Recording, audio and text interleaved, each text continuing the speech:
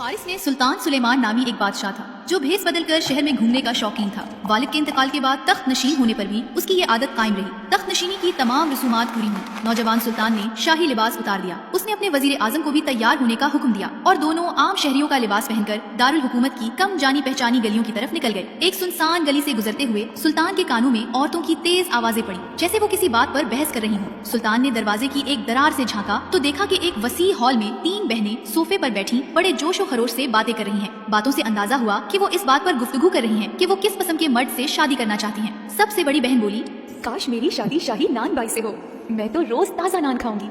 काश मेरी शादी तो शाही बावर्ची से ही हो जाए, मैं तो सारा खाना ही ताज़ा और लजीज खाऊंगी। अल्लाह करे मेरी शादी सुल्तान से ही हो जाए और मैं शाही महल में ही रहूं।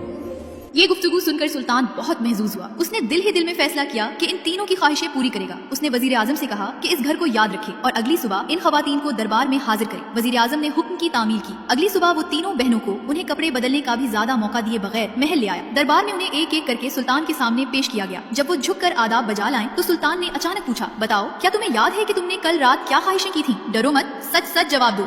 लाइबा, तुमने मुझसे शादी की ख्वाहिश की थी, आज ही वो पूरी हो जाएगी। सलीना, तुमने नान बाई से शादी की ख्वाहिश की थी, तो ये रहा शाही नान बाई। रुबाब, तुमने शाही खान सामा से शादी की ख्वाहिश की थी, तो तुम दोनों की शादी भी तय हुई। शुक्रिया हुजूर। बड़ी दोनों बहनों ने अपनी सफाई पेश करने की कोशिश की, मगर सुल्तान ने उनकी एक न सुनी। वो मुस्कुराकर बोला, नहीं नहीं, मेरा फैसला अटल है, तुम सबकी ख्वाहिशें जरूर पूरी होंगी। इसी दिन तीनों की शादियां हो गईं, मगर इन शादियों में जमीन आसमान का फर्क था। सबसे छोटी बहन की शादी शाह फारिस की शादी के मुताबिक निहायत शान शौकत, जाहू जलाल और अजमत के साथ मनाई गई, जबकि सुल्तान के नानबाई और शाही बावर्ची की शादियों में सिर्फ उतनी ही खुशियां और तकरीबात हुई जो उनके मर्तबे के मुताबिक थी। ये फर्क अगरचा फितरी था, मगर बड़ी बहनों को सख्त नागवार गुजरा। उनके दिलों में हसद की ऐसी आग भड़क उठी जिसने आगे चलकर बहुत से लोगों के लिए दुख और मुसीबतें पैदा की।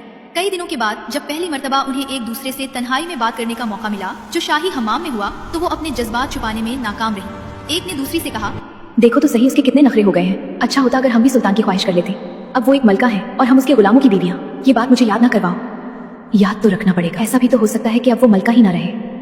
ऐसी जुरात कौन कर सकता है? हम करेंगे और किसी को पता भी नहीं चलेगा। क्या तुम सच कह रही हो? बिल्कुल सच। वादा करो, तुम साथ दोगी? पक्का वादा।